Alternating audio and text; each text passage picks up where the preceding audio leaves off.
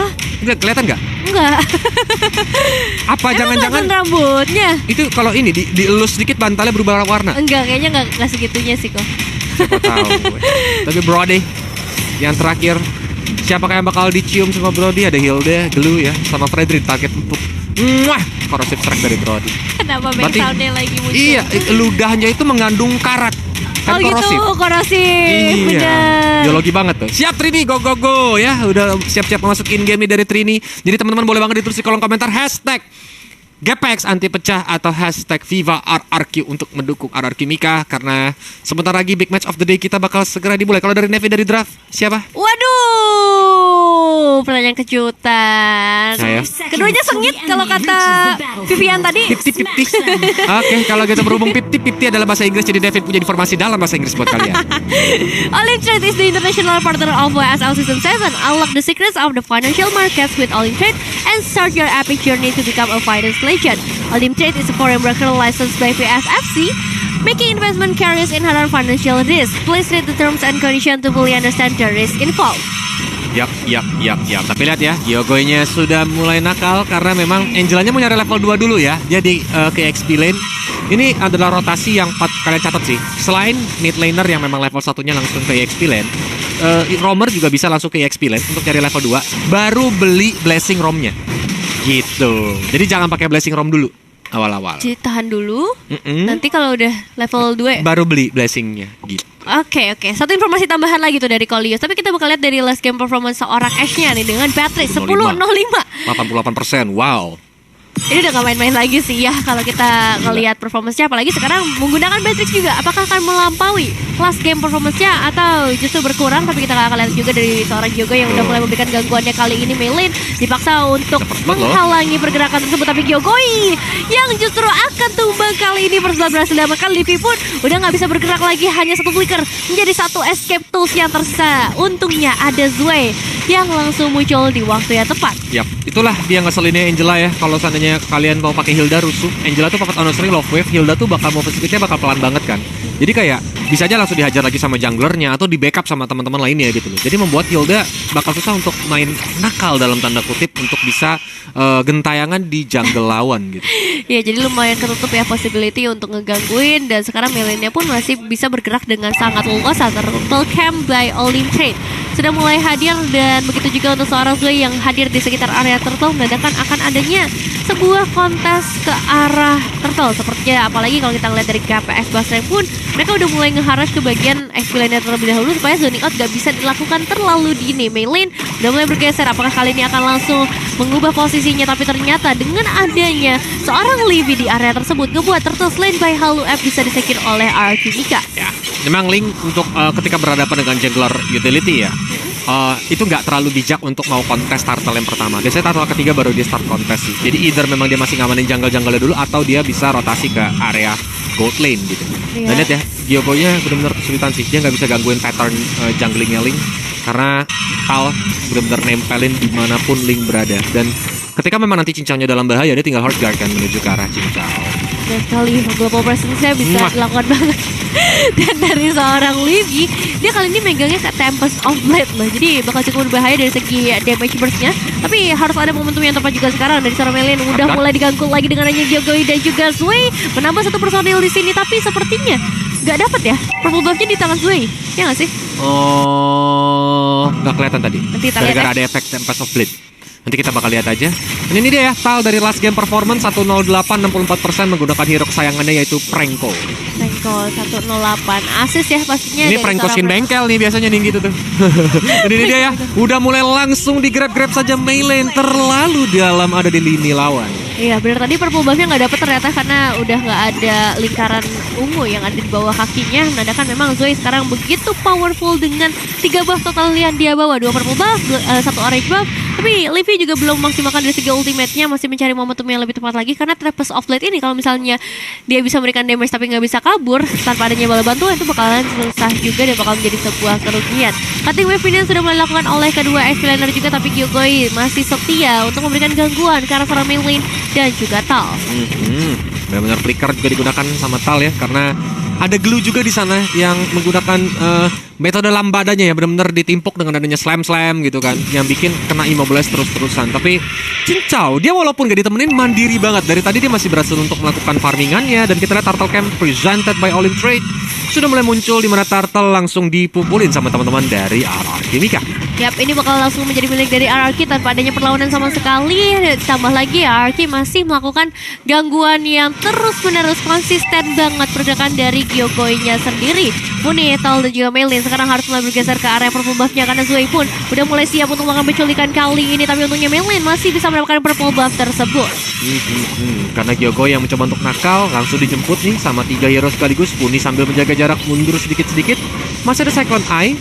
Dan damage-nya sih lumayan berasa ya, lihat ya. Meilin harus recall bahkan karena dia gak dapetin purple buff-nya. Link tanpa purple buff itu benar-benar bikin dia gak bisa terlalu mobilitas. Bakal jadi terbatas dari mobilitasnya. Apalagi sekarang RRQ Mika pun udah ngedapetin satu outer turret di bagian bottom lane. Jadi mobilitas dari RRQ yang justru akan semakin luas lagi dari segi invasinya. Dan WSL fun fact, Fanny dan Livy pernah berada di satu tim yang sama dan mendapatkan gelar juara di WSL season 1 dan 2. Betul, back. Pas zaman di EVOS, dulu bukan EVOS Lynx, namanya EVOS apa ya? Oh, EVOS Ladies ya. Oke, ini dia langsung menggunakan retribution-nya. Ternyata masih gagal juga karena orange buff-nya masih diambil. Kalah 2 level dari Meilin. Ini merupakan berita yang buruk ya sebenarnya.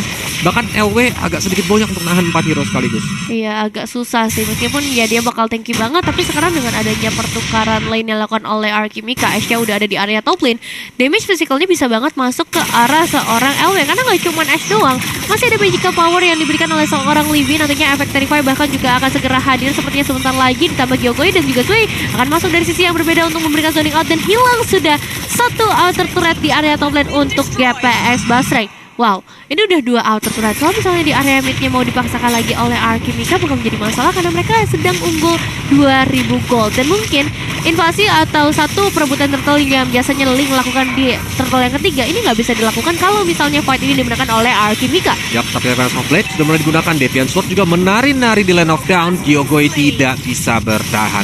Ashe pun langsung mencoba untuk mundur ke belakang ya, karena tadi memang kalau sampai mau dilanjutin ke opposition, but at least mereka bakal coba menukarkan roamernya dengan satu turtle, karena outer middle turtle masih aman gitu kan. Dan memang PR dari GPX Basreng saat ini, dia harus ngancurin semua turretnya, karena kita lihat turtle slain by Halu App itu didapetinnya sama teman-teman ini kan. Wow, ini bakal jadi cukup berat sih karena goldnya semakin lagi ditambahkan. Tapi untungnya Meilin akan langsung melakukan split pushnya terlebih dahulu meskipun ada pertukaran Zoe.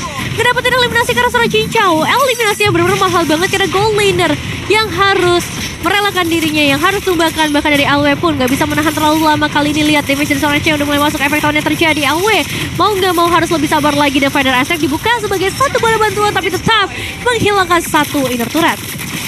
Cepet banget ya. RRQ Mika benar-benar objektif mainnya. Dia benar-benar mau coba untuk rontokin semua turret dari GPX Basreng, karena mungkin dia tahu di late game Parsha bakal menjadi lebih buruk sebenarnya.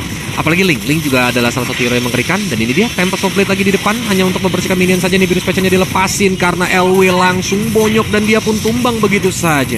Wah, Livy tadi buka Tempest of Blade-nya, emang ini mid laner berkedok all-roll. Kebalik ya? All-roll.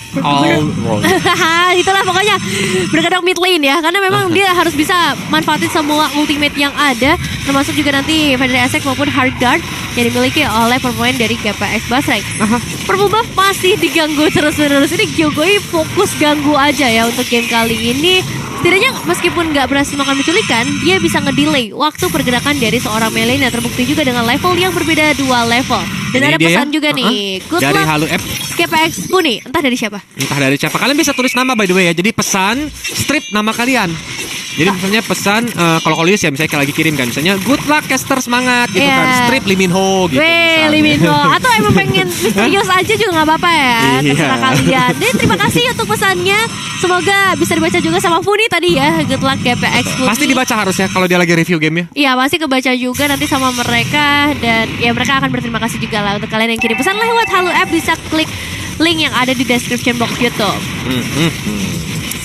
Karena ini dia Lord juga sudah mulai hadir, sudah mulai dicolek-colek nih sama teman-teman dari RRQ Mika. Harusnya sih mereka bisa dapetin Lord dengan cukup nyaman, terutama Linknya udah kelihatan di area top lane. Hard Guard pun sudah digunakan Jadi inilah waktunya all out ke zona Lord. Asalkan retributionnya on point nih, jangan sampai kena tombak lintas Sumatera kayak di game yang pertama tuh. Waduh.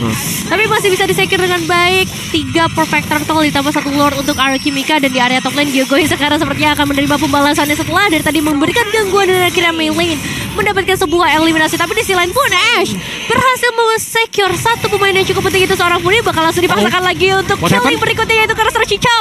Double kill di tangan seorang Ashe. Double kill by Olim Trade. Wow. Tapi tadi cicanya diam ya, sampai benar-benar gak bisa bergerak sama sekali. Yep. Harus ditumbangkan, walaupun memang terjadi pertukaran sih. Dan memang itu yang mereka butuhkan, objektif, yaitu inner turret dan juga outer turret dari area top lane. Lordnya udah mulai hadir.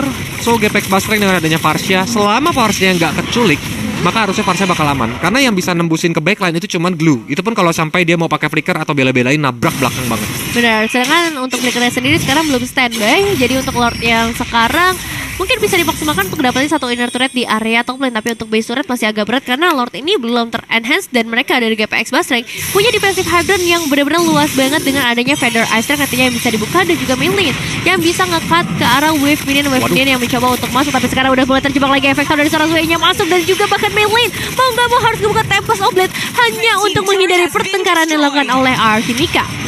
Terlalu depan posisi dari Tal tadi ya sebenarnya. Itu yang membuat ketika adanya single target lock seperti Hilda itu bakal all out ke arah Talib sendiri. Bahkan lihat Lele tingkatnya benar-benar mau coba untuk ke area backline dari teman-teman GPX Bastreng. Dan 1 base bottom turret telah berhasil mereka dapatkan. Wah, ini 1 base turret di menit yang ke-10 menandakan dominasi besar sih diamankan oleh Alchemica. Meskipun dari segi gold perbedaannya cuma di angka 5 ribuan aja ya, tapi objektifnya ini kerasa banget sudah dari tadi. Inisiasinya dibuka oleh Lele Pingkan dan juga Zway yang ngebuat akhirnya para pemain dari GPX Bastreng tertahan pergerakannya dan bisa langsung di follow up damage. Tapi Lele Pingkan bakal coba untuk melarikan diri, terlalu banyak damage yang masuk ke arah seorang Lele hanya untuk mendistraksi sehingga mereka dapetin 1 base turret selanjutnya. Wow. Cepat ya. Menit 11 loh ini. Udah 2 base turret hancur dengan Lord yang pertama aja, Devin. So, ini benar-benar gameplay yang sukses banget dijalankan sama teman-teman dari Alchemica.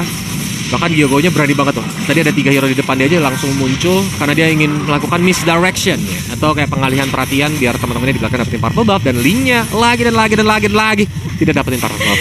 Wah, ini Link-nya nggak dikasih gerak sama sekali. Melin harus memutar otak apa yang harus dilakukan di game kali ini. Split push sudah lakukan di area top lane, tapi tetap mereka harus kehilangan 1 base turret, bahkan 2 base turret di sisi bawahnya juga. Dan ya, bottom lane mungkin bakal menjadi target berikutnya sembari orange buff diperebutkan oleh kedua belah tim. Ada Feather Attack yang mau nggak mau harus dibuka hanya untuk mengusir. Untungnya Cincau yang berhasil nge-secure orange buff tersebut sehingga nggak ada kerugian yang terlalu banyak diamankan oleh GPX Bastreng. Tapi mereka tetap dalam kondisi yang mengalami kerugian.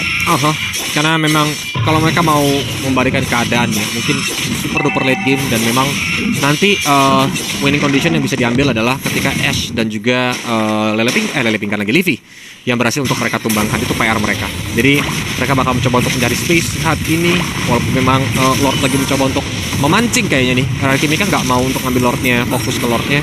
Dan lihat Melee ini udah gak ada energi. Dan ini menjadi tanda sih harusnya buat Alchemica mencoba untuk mancing lebih dalam lagi, menggali.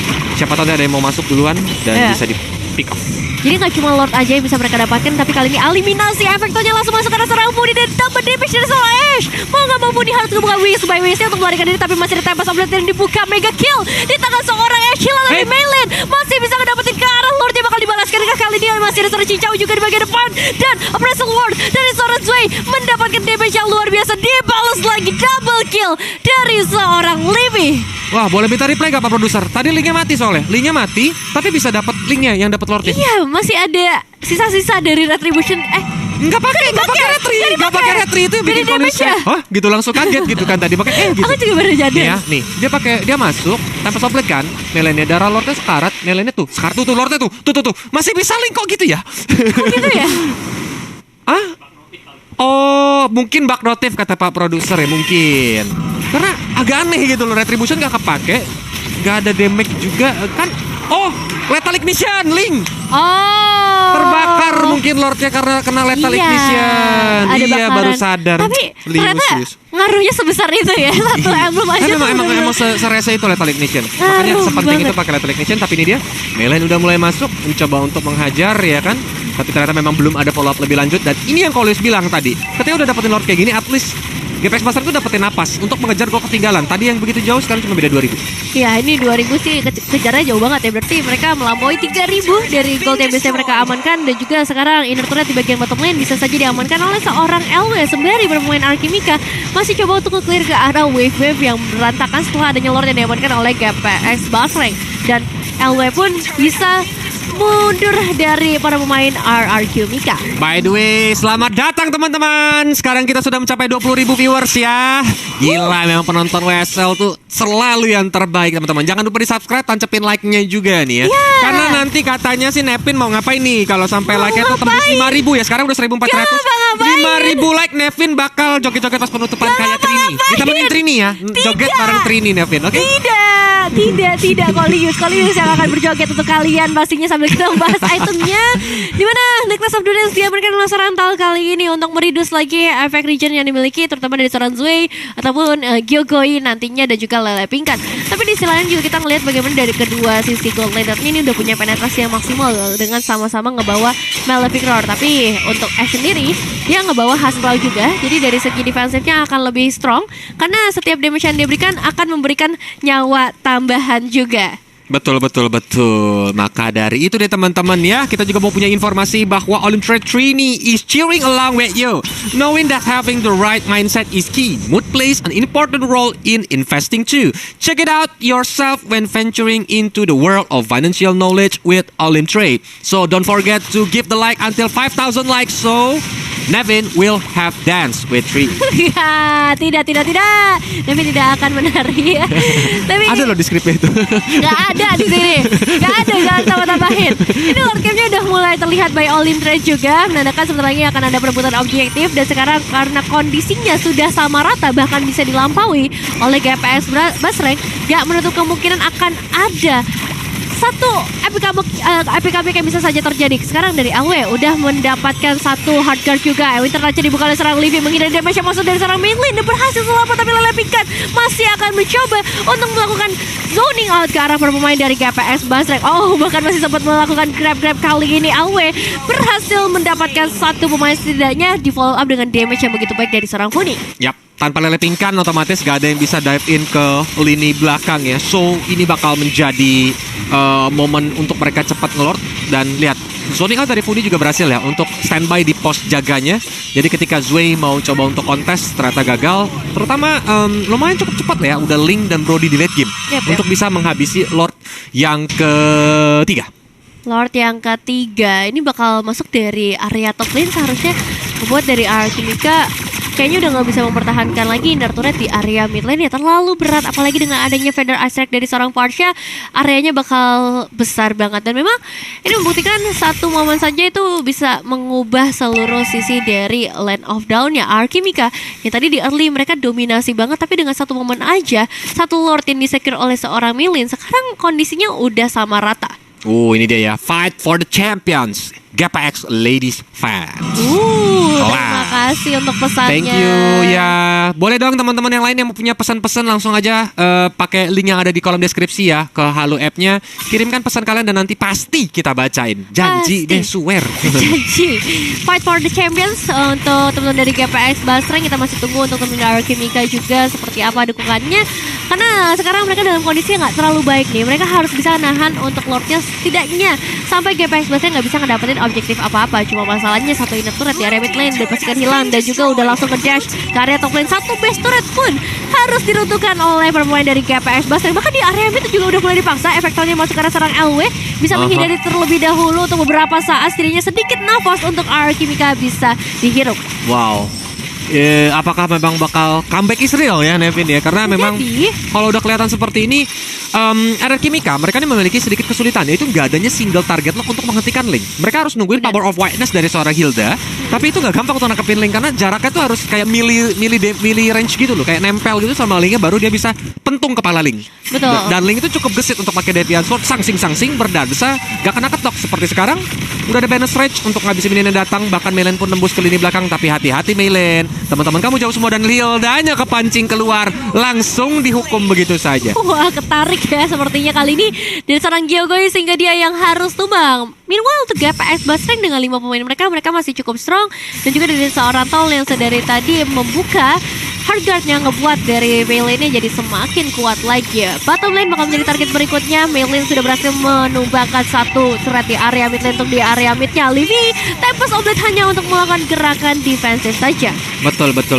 Walaupun kali ini Zui dia harus kehilangan immortalnya, ditungguin sama banyak banget hero. Cincaunya pun langsung mencoba untuk menghajar ke arah depan. Masih ada split digunakan sama Lele Pingkan. Dengan darah yang udah low banget, Lele Pingkan mencoba untuk melarikan diri, tapi LW benar-benar nempelin kakinya Lele Pingkan. Ini harusnya mereka harus mundur dulu sepertinya, karena memang agak terlalu berbahaya.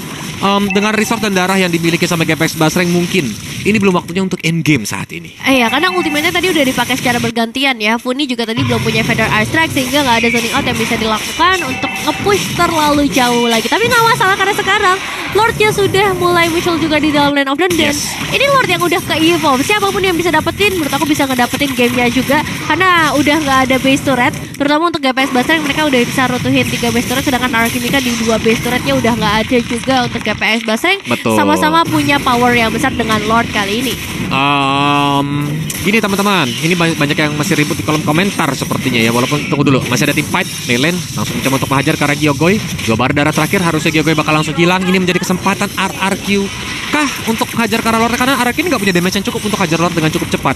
Dan Link ini bisa split push ke arah bawah. Dan ini Beatrix kan recall nih. Beatrix belum kelihatan di map. Ketika Beatrix kelihatan di map, dia bisa aja langsung nyusul ke Lord. Harusnya sih dilanjutin sama GPX Basreng. Wah, pancingan ya. Iya, karena dia udah tahu kan Beatrixnya kelihatan di map dah waktunya Lord gitu. Karena Beatrixnya jauh dan ini menjadi kesempatan, tapi malah Meilin ya darahnya sekarat banget. Untungnya masih ada hardguard. Untung masih ada hardguard, untung masih ada tempat terlambat juga momennya. untuk bisa melarikan diri. Dan sekarang Lordnya apakah bakal coba untuk dikontes? Zui sebenarnya dalam kondisi yang gak terlalu baik dengan setengah darah HP aja, dan Livy langsung hilang dalam sekejap. Cincau mendapatkan sebuah eliminasi yang mahal banget bersama Lele Pingkan yang kali ini masih menjadi target utama Funi. Apakah bakal coba untuk mengejar, tapi hanya melakukan zonikan saja, dan Lordnya ada di tangan dari GPX Basreng. Lord slain by Halu App, teman-teman, dapatkan GPX. Apakah ini menjadi akhir pertahanan dari RRQ Mika di game yang pertama? Dengan adanya Lord Evolve, resource-nya masih lengkap semua dari GPX Basreng nanti ketika Lord datang ke base milik RRQ Mika. Oke, Lordnya sudah muncul di area mid lane. Sekarang ini bakal menjadi momen yang penting banget untuk RRQ Mika. Apakah mereka mampu menahan Lordnya? Mampu menahan juga 5 pemain GPX Basreng yang bahkan dari seorang LW masih memegang sebuah immortal sebagai asuransi. Wave minion di area atas sudah mulai masuk, Meilin sudah mulai mendekat juga, dan Tal sudah bersiap-siap dari bagian belakang untuk masuk ke arah tubuh LW juga. Puni mendapatkan satu pemain yang sangat penting kali ini. Gak ada lagi physical damage dari seorang S, begitu juga dari seorang Sway yang langsung bisa dihilangkan dengan adanya combo LW. Dan juga Tal kali ini double kill, di secure triple kill di tangan seorang Puni, dan hilang sudah base-nya. GPX Basreng mendapatkan epic comeback menghadapi